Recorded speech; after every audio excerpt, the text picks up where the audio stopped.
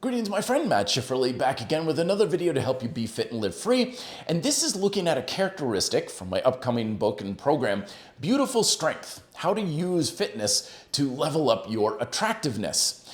And we're taking a look at this characteristic that is so vitally important for more attractive physical, mental, and emotional states to level you up. But it's, ironically enough, something that is outright ignored and sometimes even attacked with a lot of optimal or conventional fitness methods. I'm always reminded of this story of a kid who went into military boot camp, and he's standing there at attention day one, and he's kind of looking at all the other guys in the line, and he's like, oh man, I don't really fit in here. Like, everyone here is just big, and they're jacked, and they're huge, and they're strong, and it's like, I'm not like these guys. I don't stand a chance here. And yet, fast forward several weeks, all the big, strong guys were gone, and he was still trucking right along. And so he asked his drill instructor at one point, it's like, how come they crumbled like a leaf and I'm still going on? And the instructor's like, well, it's because those guys were built like a classic Ferrari.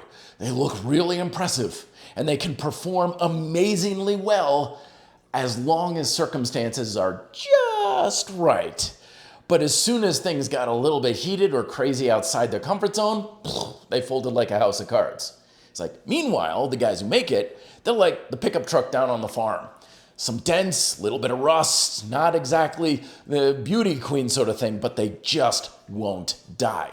And I love that story because it highlights the importance of one of the most attractive traits in an individual, resiliency. Can you be resilient in body, mind, and lifestyle and emotional resilience? Because the more resilient we are, the more we're signaling to those around us, hey, you can trust me. I'm a valuable member of society. I can provide, I can fight, I can defend. And the less resilient you are, the more you're broadcasting to everyone around you, hi, I'm a liability. I'm probably going to be more of a hindrance to the tribe rather than an asset, so you probably don't want to associate with me all that much. Which makes sense, and yet so much of the recommendations and ideas in our fitness culture actually promote fragility over resiliency. They do it a lot in the ideas of optimization, maximization, like I gotta get things perfect, black and white thinking. Like, what's the right macronutrient ratio? What's the right workout program? I gotta get my sets and reps dialed in, and what happens if I use a shorter range of motion versus a bigger range of motion? All these sorts of little details that we're often encouraged to major in minor things, and what that does is it promotes this idea that we've gotta have things just right in order to just operate. I got my 40-minute warm-up, and I got my bands and my foam rollers, and I got my pre-workout and my headphones and my perfect workout playlist. I'm working at the optimal heart rate zone and everything, versus the attitude of, I just go for a run. Yeah, I'm just going to go for a run up there. What was your average heart rate up there? What was your aura ring saying? It's like, I don't know, I just went out for a run. You know, how many pull-ups should I do to build muscle? As many as you got, I guess, for the day kind of thing. We want to be more like that pickup truck. Because yes, we want to work hard. Yes, we want to do things better over time, exactly. But when our habits are always saying we got to do things just right, it makes us more fragile. It makes us fragile physically, because then we're used to doing things in a very precise way.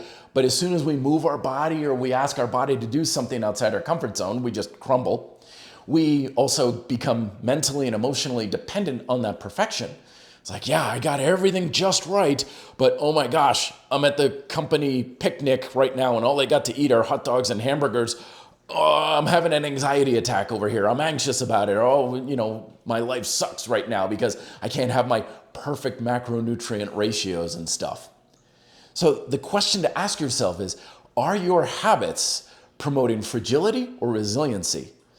Do things well, but adapt, change. You go to the gym and you find that it's closed. Do you just like, oh my gosh, why does God hate me so much? Or you're like, hey, no problem. I got 20 other ways to get strong and eat well. I don't need a perfect anything. Or are you more along the lines of like, I got to have things just exactly right, or else there's no point in even trying. How easily do you give up is a good mark of fragility. How much can you change and adapt is a good mark of resiliency.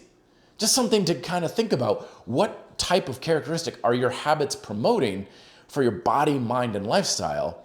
And which one can you maybe make a little bit of adjustment or adaptation towards to have kind of the best of both worlds? Food for thought. Thanks very much for watching. Love to hear your thoughts down below. Be fit and live free.